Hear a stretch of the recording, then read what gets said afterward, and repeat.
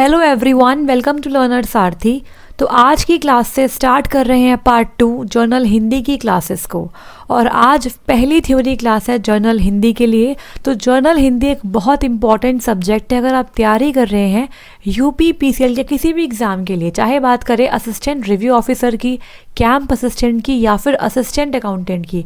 तो इन सभी एग्ज़ाम्स के अंदर जर्नल हिंदी आती है। और मैंने इससे पहले क्लास बनाई थी जिसके अंदर आपको बताया था कि जर्नल हिंदी और जर्नल इंग्लिश में कौन कौन से इंपॉर्टेंट टॉपिक्स हैं जो आपको ज़रूर से पढ़ के जाने हैं अगर आप तैयारी कर रहे हैं यूपी पीसीएल की।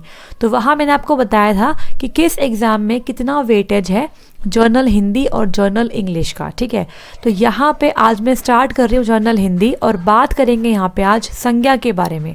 तो आपके सिलेबस के अंदर स्वर और व्यंजन नहीं आता है, इसीलिए स्टार्ट कर रहे हैं बेसिक टॉपिक संज्ञा के साथ। और यहाँ से बहुत सारे क्वेश्चन आपके प्रीवियस पेपर के अंदर पूछे गए हैं। तो मैं देखो हिंदी की कोई मास्टर नहीं हूँ, बट मैं अपना पूरा बेस्ट ट्राई करूँगी कि आपको हिंदी में बहुत अच्छे तरीके से पढ़ा सकूँ। जिस तरीके से मैंने तैयारी करी है अपनी एग्जामिनेशन की, कंपटीशन की, उस तरीके से आपको तैयारी करवा सकूँ। तो आपको जर्नल हिंदी और इंग्लिश को भी उतना ही टाइम देना जितना आप अपने मेन सब्जेक्ट को टाइम दे रहे हैं, अगर बात करूँ असिस्टेंट अकाउंटेंट की। ठीक है, तो यहाँ पे स्टार्ट करते हैं संज्ञा को। और अगर आप पहली बार आए हैं लर्नर सारथी चैनल पे तो सभी की सभी शेयर कर दो ताकि सभी लोग पहली थ्योरी क्लास से जुड़ सके जर्नल हिंदी के लिए। तो यहाँ पे स्टार्ट करते हैं संज्ञा के साथ। बात करेंगे संज्ञा होती क्या है और संज्ञा के प्रकार कौन कौन से होते हैं, वहीं से क्वेश्चन एग्जाम में बन के आते हैं। ठीक है, तो देखिए यहाँ पर स्टार्ट करेंगे संज्ञा। संज्ञा की परिभाषा। संज्ञा उस विकारी शब्द को कहते हैं जिससे किसी वस्तु, भाव और जीव के नाम का बोध हो। तो यहाँ पे एक वर्ड आया है विकारी शब्द। तो शब्द दो तरीके से होते हैं, विकारी शब्द और अविकारी शब्द। तो जिन शब्दों पर लिंग, वचन और काल का प्रभाव पड़ता है उन्हें बोलते हैं विकारी शब्द। तो संज्ञा एक विकारी शब्द है जो बेसिकली किसी वस्तु, भाव या जीव के नाम को ही कहते हैं। तो संज्ञा किसी का नाम ही बोध करवाता है। किसी प्राणी, वस्तु, स्थान या भाव के नाम को संज्ञा कहते हैं। उदाहरण देखते हैं यहाँ पर, देखो प्राणियों के नाम तो मोर, घोड़ा, घाट, महात्मा गांधी आदि, ये सब क्या है आपके प्राणियों के नाम है। इसके बाद यहाँ पे है वस्तुओं के नाम। तो यहाँ पे किताब, रेडियो, चद्दर आदि, ये सब क्या है संज्ञा के उदाहरण है। इसके बाद स्थानों के नाम तो दिल्ली, कुतुब मीनार, ताजमहल, भारत आदि। नेक्स्ट है भावों के नाम। वीरता, भाव मतलब जो किसी भी इंसान के अंदर होते हैं उसे बोलते हैं भाव। ठीक है, इंसान हो या फिर कोई जानवर हो, उसके अंदर जो भाव होते हैं वो होते हैं क्या, संज्ञा ही होते हैं। जैसे कि वीरता, बुढ़ापा, मिठास, खट्टा आदि। ठीक है, तो भाव कभी दिखते नहीं है लेकिन वो भी एक संज्ञा का ही प्रकार माना जाता है। तो बढ़ेंगे आगे और यहाँ बात करेंगे संज्ञा वाक्य के 10 उदाहरण। तो मैंने यहाँ पे संज्ञा को वाक्य में रखकर आपको बताया है कि किस तरीके से संज्ञा वाक्य के साथ प्रयुक्त में होती है। तो पहले बात करेंगे राम एक बुद्धिमान बालक है। तो यहाँ पे राम भी एक संज्ञा है और बालक भी एक संज्ञा है। ठीक है, नेक्स्ट इज यह किताब उसकी है। तो यहाँ पे किताब क्या है, एक संज्ञा है जो एक वाक्य के अंदर आपको दिखाई दे रही है। इसके बाद थर्ड है पीतल के बर्तन में खाना बनाओ। तो यहाँ पे पीतल एक संज्ञा है और बर्तन भी एक संज्ञा है। इसके बाद फोर्थ है मैं उससे प्रेम करता हूँ। तो यहाँ पे प्रेम क्या है, एक भाव है और भाव भी संज्ञा ही होती है। नेक्स्ट इज टेबल पर अंगूर का गुच्छा पड़ा है। तो टेबल, अंगूर और गुच्छा, यहाँ पे तीनों क्या है, संज्ञा है। तो आगे बात करेंगे संज्ञा के प्रकार कौन कौन से होते हैं, बट यहाँ आपको बता रही हूँ कि संज्ञा वाक्य में कैसे आपको देखने को मिलेगी। तो एग्जामिनेशन में क्या होता है, आपको एमसीक्यू मिलता है जिसके अंदर आपको सेंटेंस मिलेगा और उस सेंटेंस में आपको एक वर्ड अंडरलाइन करके दे देंगे। लेट सपोज सेकेंड सेंटेंस है, यहाँ पे लिखा यह है किताब उसकी है और यहाँ पे किताब के नीचे अंडरलाइन है। तो आपसे पूछेंगे एमसीक्यू के अंदर 4 ऑप्शंस दे देंगे कि किताब क्या है, यहाँ पर विशेषण है, सर्वनाम है, अव्यय है या फिर संज्ञा है। तो आपको यहाँ पे बताना है कि ये किताब क्या है, संज्ञा है। ठीक है, तो इस तरीके से आपको सेंटेंस में अंडरलाइन देकर भी वर्ड का टाइप पूछ सकते हैं। ठीक है, सिक्स्थ है राम और श्याम अच्छे मित्र है, तो यहाँ पे राम भी किसी का नाम है और श्याम भी किसी का नाम है, दोनों क्या है, संज्ञा ही है। इसके बाद सेवेंथ है उसने सोने की अंगूठी पहन रखी है, तो सोना और अंगूठी दोनों ही क्या है, संज्ञा ही है। नेक्स्ट है जयपुर राजस्थान की राजधानी है, तो यहाँ पे जयपुर और राजस्थान दोनों क्या है, स्थान के नाम है, तो ये भी संज्ञा है। इसके बाद मोर भारत का राष्ट्रीय पक्षी है, तो यहाँ पे मोर भारत और पक्षी संज्ञा है। इसके बाद लास्ट है राधा एक सुंदर लड़की है, तो यहाँ पे राधा और लड़की क्या है, दोनों संज्ञा है। बढ़ेंगे आगे और बात करेंगे यहाँ पे संज्ञा के भेद बोलो या फिर संज्ञा के प्रकार बोलो, तो यहीं से क्वेश्चन आपके एग्जाम में मैक्सिमम बनते हैं। तो देखो यहाँ पे संज्ञा के 5 भेद होते हैं, जो आपने पढ़े भी हैं छोटी क्लास के अंदर, आप स्टार्टिंग से पढ़ते हुए आ रहे हो संज्ञा को, तो संज्ञा के भेद सब लोग जानते हैं, लेकिन हमें यहाँ पर डिस्कस करना है कि कंपटीशन एग्जाम के अंदर हम किस तरीके से पढ़ के जाएं कि संज्ञा से आया हुआ एक भी क्वेश्चन गलत ना हो, ठीक है। तो देखो यहाँ पे फर्स्ट है व्यक्तिवाचक, जिसे इंग्लिश में बोलते हैं प्रॉपर नाउन। नेक्स्ट इज जातिवाचक, जिसे बोलते हैं कॉमन नाउन। थर्ड है भाववाचक, जिसे बोलते हैं एब्स्ट्रैक्ट नाउन। इसके बाद है समूहवाचक, जिसे बोलते हैं collective noun. And last is द्रव्यवाचक मटेरियल नाउन। तो ये 5 भेद है संज्ञा के। तो यहाँ पे आपको एक पिक्चर दिख जाओगे, देखो संज्ञा।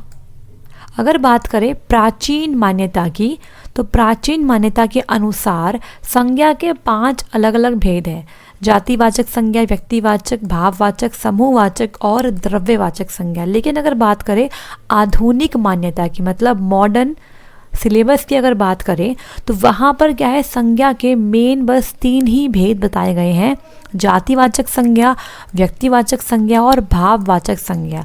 और जातिवाचक संज्ञा को फर्दर 2 पार्ट में डिवाइड करा गया है आगे, जिसके अंदर आएगा आपका समूहवाचक और द्रव्यवाचक, ठीक है। तो मॉडर्न सिलेबस के अकॉर्डिंग संज्ञा के मुख्यतः 3 भेद हैं, उसके बाद उन्हें जातिवाचक को 2 हिस्सों में बांट दिया, समूहवाचक में और द्रव्यवाचक में, मतलब कलेक्टिव नाउन और मटेरियल नाउन के अंदर। क्लियर हो गया? तो बढ़ेंगे आगे और बात करेंगे यहाँ पे संज्ञा के पहले प्रकार के बारे में, जो है व्यक्तिवाचक संज्ञा। तो प्रॉपर नाउन को हम पढ़ेंगे हिंदी में यहाँ पे, ठीक है। तो देखो यहाँ पे व्यक्तिवाचक संज्ञा किसे कहते हैं, जिस शब्द से किसी विशेष व्यक्ति, वस्तु या स्थान के नाम का बोध हो उसे व्यक्तिवाचक संज्ञा कहते हैं। तो जो शब्द किसी विशेष व्यक्ति, वस्तु या किसी भी विशेष स्थान के नाम का बोध कराएंगे उन्हें बोलेंगे व्यक्तिवाचक संज्ञा।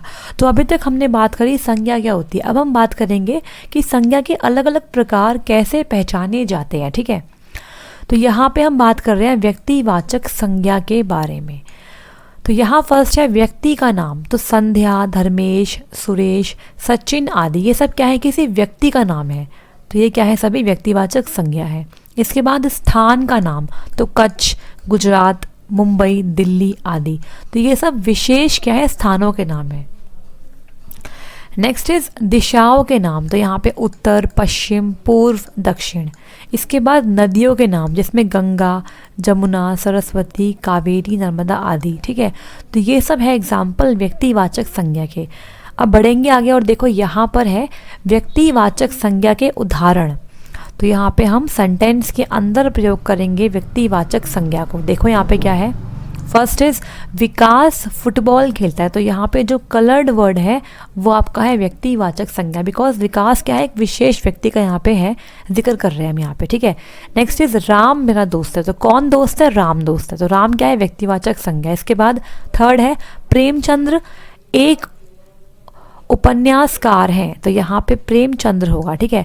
तो प्रेमचंद्र एक उपन्यासकार है, तो यहाँ पे प्रेमचंद्र एक व्यक्ति विशेष है, मतलब एक व्यक्तिवाचक संज्ञा का उदाहरण है। इसके बाद रोनाल्डो फुटबॉल के महान खिलाड़ी है, तो यहाँ पे रोनाल्डो व्यक्तिवाचक संज्ञा है।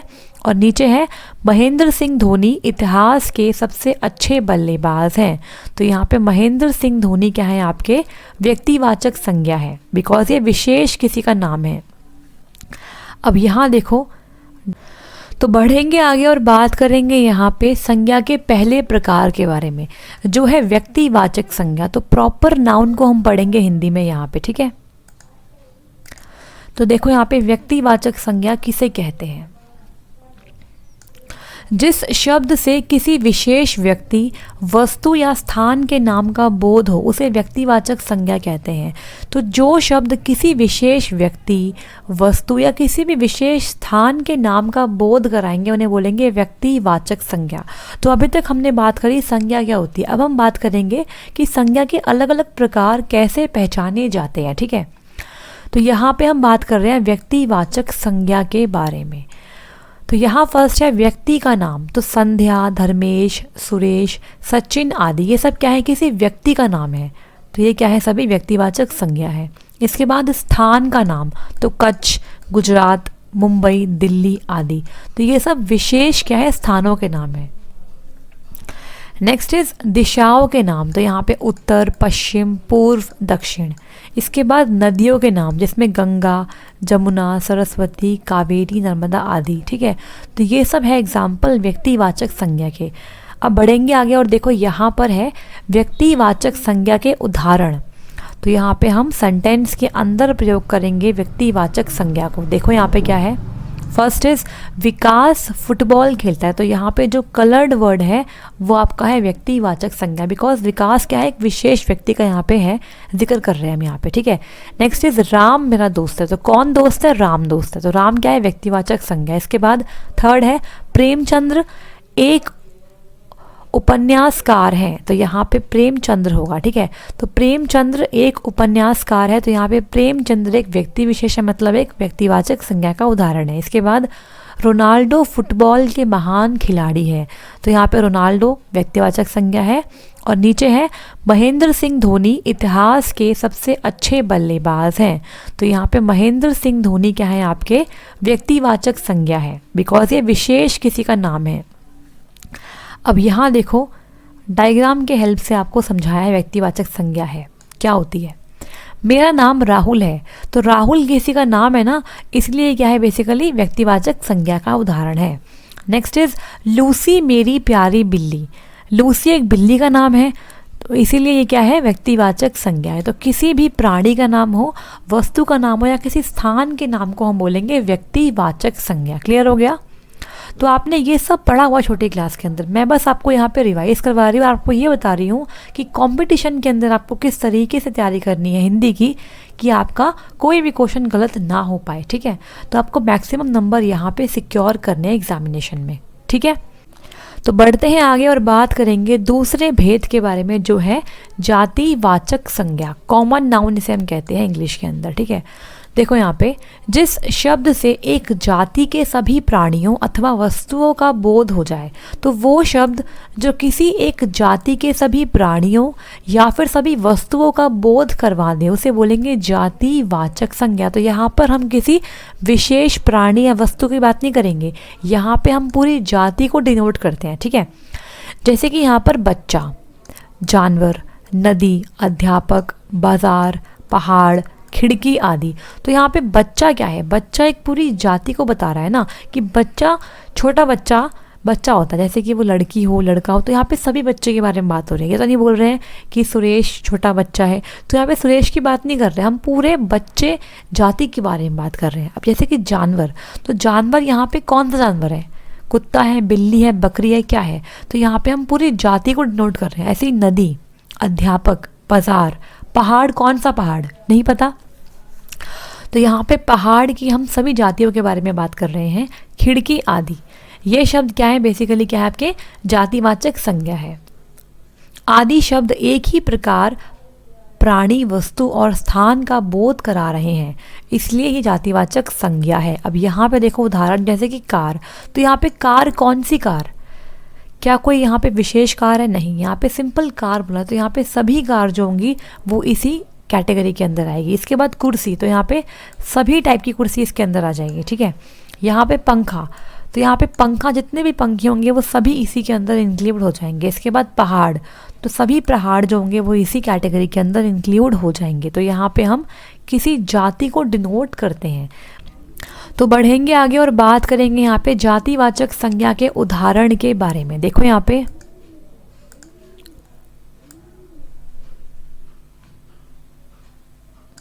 लड़का, राजेश, सतीश आदि सभी लड़कों का बोध होता है। तो लड़का बोलने से हम राजेश, सतीश, राम, श्याम सभी लड़कों का बोध यहाँ पे करा सकते हैं। ठीक है, इसके बाद सेकंड है वस्तु।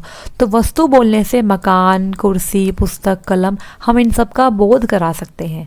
नेक्स्ट इज नदी। तो नदी के अंदर गंगा, यमुना, सरस्वती इन सभी का बोध हो जाता है। ठीक है, इसके बाद मनुष्य कहने से संसार की मनुष्य जाति का बोध होता है। तो यहाँ पे मेल फीमेल दोनों ही मनुष्य के अंदर आ जाएंगे। ठीक है, तो इस तरीके से हम पूरी जाति को यहाँ पे डिनोट कर पा रहे हैं। यहाँ पे और एग्जाम्पल देखो, बच्चे खिलौनों से खेल रहे हैं। तो यहाँ पे बच्चे और खिलौने दोनों क्या जातिवाचक संज्ञा है। इसके बाद सेकंड है पेड़ों पर पक्षी बैठे। तो यहाँ पे पेड़ और पक्षी दोनों क्या है, जातिवाचक संज्ञा है। इसके बाद हिरण का शेर शिकार करते हैं। तो यहाँ पे हिरण और शेर क्या है, आपके जातिवाचक संज्ञा के उदाहरण हैं। इसके बाद सड़क पर गाड़ियाँ चलती है। तो यहाँ पे गाड़ियाँ, यहाँ पे कोई भी गाड़ी हो सकती है। इन वाक्यों में हिरण, शेर, गाड़ियाँ सब शब्द जातिवाचक संज्ञा की श्रेणी में आते हैं, क्योंकि ये शब्द किसी विशेष वस्तु या प्राणी का बोध ना कराकर शेर, हिरण व गाड़ियों की पूरी जाति का बोध करा रहे हैं। अब यहाँ पर गाड़ी चलती है, तो कौन सी गाड़ी चलती है, कोई ट्रक चल रहा है, कार है, स्कूटर है, क्या है, तो यहाँ पे हम सभी गाड़ियों को डिनोट कर पा रहे हैं। शेर आ गया है, तो कौन सा शेर आया है, यहाँ पे कोई विशेष शेर तो नहीं है ना, तो यहाँ पे पूरी जाति को हम डिनोट कर पा रहे हैं। ठीक है, तो इस तरीके से हमने जातिवाचक संज्ञा यहाँ पर समझ ली। बढ़ते हैं आगे और बात करेंगे यहाँ पे भाववाचक संज्ञा के बारे में, जिसे हम बोलते हैं एब्स्ट्रैक्ट नाउन। ठीक है, देखो यहाँ पे मिठास, बुढ़ापा, गरीबी, आज़ादी, साहस, वीरता आदि शब्द भावपूर्ण अवस्था तथा क्रिया के व्यापार का बोध करा रहे हैं, इसलिए भाववाचक संज्ञा है। तो नाम से क्लियर है, भाव वो भाव जो हमें दिखाई नहीं देते लेकिन फिर भी हम उसे संज्ञा ही मानते हैं। ठीक है, तो मिठास होना, बुढ़ापा आना, गरीबी आदि ये सब क्या है, भाववाचक संज्ञा है। जिन शब्दों से किसी प्राणी या पदार्थ के गुण, भाव, स्वभाव की अवस्था का बोध होता है। तो किसी प्राणी या किसी पदार्थ के गुण कैसे हैं, उसका भाव स्वभाव कैसा है, जब हमें उसका बोध होता है तो उसे हम बोलते हैं क्या, भाववाचक संज्ञा। समझ में आया? यहाँ पे लिखा हुआ है, जिन शब्दों से किसी प्राणी या पदार्थ के गुण या भाव स्वभाव की अवस्था का बोध होता है उसे हम बोलते हैं भाववाचक संज्ञा। अब देखो यहाँ पे भाववाचक संज्ञा के उदाहरण, तो उत्साह, ईमानदारी, बचपन। तो उत्साह क्या होता है, क्या हम देख पाते हैं उत्साह को? नहीं, हम सिर्फ महसूस कर पाते हैं ना उसे।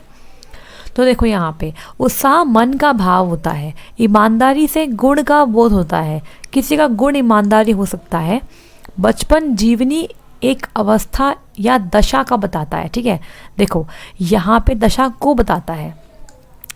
जो बचपन होता है वह किसी भी जीवनी की एक अवस्था या फिर दशा को दर्शाता है कि हम एक बचपन में हैं, फिर हम बुढ़ापे में भी आते हैं, जवानी में भी आते हैं। ठीक है, इस तरीके से हमारी जीवन की अवस्था बदलती रहती है। तो बचपन को भी हम छू नहीं सकते, देख नहीं सकते, बस महसूस कर सकते हैं। ठीक है ना, तो इस तरीके से यहाँ पे हमने भाववाचक संज्ञा के उदाहरण समझ लिए। तो बढ़ेंगे आगे और बात करेंगे नेक्स्ट भेद की, समूहवाचक संज्ञा। कलेक्टिव नाउन से बोलते हैं इंग्लिश के अंदर। ठीक है, देखो यहाँ पे क्या है, जिस संज्ञा शब्द से वस्तुओं के समूह का या समुदाय का बोध हो उसे बोलेंगे समूहवाचक संज्ञा। तो वो संज्ञा के शब्द जो वस्तुओं के समूह या समुदाय को दर्शाते हैं उसका बोध कराएंगे, उसे हम बोलेंगे समूहवाचक संज्ञा। तो यहाँ पे एग्जाम्पल देखो, व्यक्तियों का समूह। अगर बहुत सारे व्यक्ति इकट्ठे समूह में बैठे उसे हम क्या बोल सकते हैं, जनता बोल सकते हैं, सभा बोल सकते हैं। अगर बात करें वस्तुओं के समूह को तो आप गुच्छा कह सकते हैं, मंडल आदि कह सकते हैं। ठीक है, तो समूहवाचक संज्ञा उदाहरण देखो क्या है। फर्स्ट है कक्षा, तो विद्यार्थियों के समूह को बोलेंगे कक्षा। यहाँ पर झुंड, पक्षियों के समूह को बोलते हैं झुंड। यहाँ पे व्यक्तियों का बहुत बड़ा समूह से बोलेंगे भीड़। यहाँ पे सैनिक का एक पूरा समूह से बोलते हैं क्या, सेना। और यहाँ पे अंगूरों का पूरा क्या है, समूह, से बोलेंगे गुच्छा। ठीक है, तो हमने यहाँ पे अलग अलग समूह को अलग अलग नाम दे रखा है, तो इसे बोलते हैं समूहवाचक संज्ञा। बहुत आसान है। अब बढ़ते हैं आगे और बात करेंगे लास्ट भेद, जिसे हम बोलेंगे द्रव्यवाचक संज्ञा। इसे बोलते हैं मटेरियल नाउन इंग्लिश के अंदर। ठीक है, देखो जिस संज्ञा से किसी भी तरल, ठोस, अधातु, धातु, पदार्थ, द्रव्य आदि वस्तु का बोध हो उसे बोलते हैं द्रव्यवाचक संज्ञा। बहुत आसान है ये भी। जिन शब्दों से किसी धातु, द्रव्य, पदार्थ का बोध हो, तो जो शब्द किसी भी धातु को दर्शाते हैं या कोई द्रव्य है, कोई पदार्थ है, उन शब्दों को हम बोलते हैं द्रव्यवाचक संज्ञा। ठीक है, जैसे कि यहाँ पे तांबा, पीतल, सोना, लोहा आदि क्या है आपके, ये सब द्रव्यवाचक संज्ञा के उदाहरण हैं। तो यहाँ पे सोना हो गया, दूध क्या है आपका, एक तरल पदार्थ है, यहाँ पे मिट्टी है, चावल है, ये एक पदार्थ है। ठीक है, तो ये सब क्या है आपके मटेरियल नाउन, जिसे हम बोलते हैं हिंदी में द्रव्यवाचक संज्ञा। तो यहाँ पर हम सभी संज्ञा के भेद को डिस्कस कर चुके हैं। सबसे पहले हमने डिस्कस किया, देखो यहाँ पर व्यक्तिवाचक संज्ञा, इसके बाद हमने बात करी जातिवाचक संज्ञा की, फिर बात करी भाववाचक संज्ञा की, फिर बात करी समूहवाचक संज्ञा की, और अंत में बात करी द्रव्यवाचक संज्ञा की। तो आई होप आपको यहाँ पर सभी भेद समझ में आ गए होंगे। अगर कहीं भी कोई डाउट है तो कमेंट बॉक्स इज़ अवेलेबल, आप वहाँ पर बता सकते हैं। ठीक है, तो आज की क्लास को बस यहीं पे ख़त्म करते हैं, और मैं चाहती हूँ आप सब लोग अपने व्यूज़, अपने थॉट्स को ज़रूर से बताइए कमेंट बॉक्स के अंदर, ताकि मुझे समझ में आए कि आपको हिंदी समझ में आई या फिर नहीं आई। और ज़रूर से अपना फीडबैक देना कि आपको हिंदी कैसी लगी। ठीक है, अगर आपको पसंद आई तो मैं ज़रूर से आगे नेक्स्ट क्लास के अंदर फिर से आपके साथ मिलूँगी, और हिंदी को बहुत अच्छे तरीके से डिस्कस करते हुए चलेंगे प्रैक्टिस क्वेश्चंस के साथ। तो जो नेक्स्ट क्लास होगी हिंदी की, उसमें हम बात करेंगे भाववाचक संज्ञा को कैसे बनाया जाता है। तो 6 प्रकार से आप भाववाचक संज्ञा बना सकते हैं। जातिवाचक संज्ञा से, सर्वनाम से, विशेषण से, क्रिया से, क्रिया विशेषण से, या फिर अव्यय से। ठीक है, तो ये सब डिस्कस करेंगे नेक्स्ट क्लास के अंदर। तो मैं सोच रही हूँ कि हर ऑल्टरनेट डेज आपकी हिंदी की क्लास लगाई जाए, मतलब जैसे आज हो गई है तो एक दिन छोड़कर नेक्स्ट डे फिर से आपकी हिंदी की क्लास होगी। ठीक है, और नेक्स्ट क्लास में मैं आपके सामने क्वेश्चन भी लेके आऊँगी जो प्रीवियस ईयर पेपर से मैंने इकट्ठे करे हैं। संज्ञा पर बेस्ड सभी क्वेश्चन लेके आऊँगी, और खुद से बनाए हुए प्रैक्टिस क्वेश्चन लेके आऊँगी, ताकि आपको संज्ञा टॉपिक पर बेस्ड कोई भी क्वेश्चन करने में दिक्कत बिल्कुल ना आए। और भाववाचक संज्ञा एक बहुत इंपॉर्टेंट टॉपिक है, यहीं से बच्चों को कन्फ्यूज़ किया जाता है, और मैं कुछ और टिप्स भी दूँगी आपको संज्ञा पे जो आपको काफ़ी हेल्प करेगी, लेकिन ये सब बताऊंगी नेक्स्ट क्लास के अंदर। ठीक है, तो भाववाचक संज्ञा अक्सर दिक्कत दे देती है एग्ज़ाम में, तो यहाँ पे मैं आपको कुछ टिप्स दूंगी, लेकिन नेक्स्ट क्लास के अंदर। आज की क्लास मैंने छोटी रखी है ताकि आपको समझ में आ जाए आराम से, और आप सब लोग बता पाएँ कि हिंदी की क्लासेस कंटिन्यू करनी है या फिर नहीं करनी है। ठीक है, और जो नेक्स्ट संडे का टेस्ट होगा उसमें भी मैं हिंदी के क्वेश्चंस इंक्लूड कर दूंगी, बिकॉज आज टेस्ट नहीं हो पाया, लेकिन नेक्स्ट संडे से फिर से टेस्ट आपके होना स्टार्ट हो जाएंगे। तो उसमें हम कंप्यूटर नॉलेज और हिंदी के क्वेश्चंस भी अब स्टार्ट कर दूंगी, ताकि आपकी प्रैक्टिस और अच्छे से हो सके। ठीक है, तो आई होप आपको समझ में आया होगा। अगर आपको क्लास पसंद आई तो प्लीज़ क्लास को लाइक कर दीजिएगा, शेयर कर दीजिएगा एंड सब्सक्राइब कर लीजिएगा लर्नर सारथी चैनल को, और टेलीग्राम को ज्वाइन कर लो, बिकॉज टेलीग्राम पे आपको सभी पीडीएफ मिल जाएगी। तो जैसे ही मैं संज्ञा कंप्लीट पढ़ा दूंगी उसके बाद आपको इसकी पूरी पीडीएफ मिल जाएगी। कहाँ पर? टेलीग्राम चैनल पे। और कंप्यूटर नॉलेज की भी पीडीएफ वहीं पर मिलती है, तो आप टेलीग्राम ज्वाइन कर लो, डिस्क्रिप्शन बॉक्स में लिंक गिवन है। तो मिलते हैं नेक्स्ट क्लास में। Thank you so much, all the very best to all of you.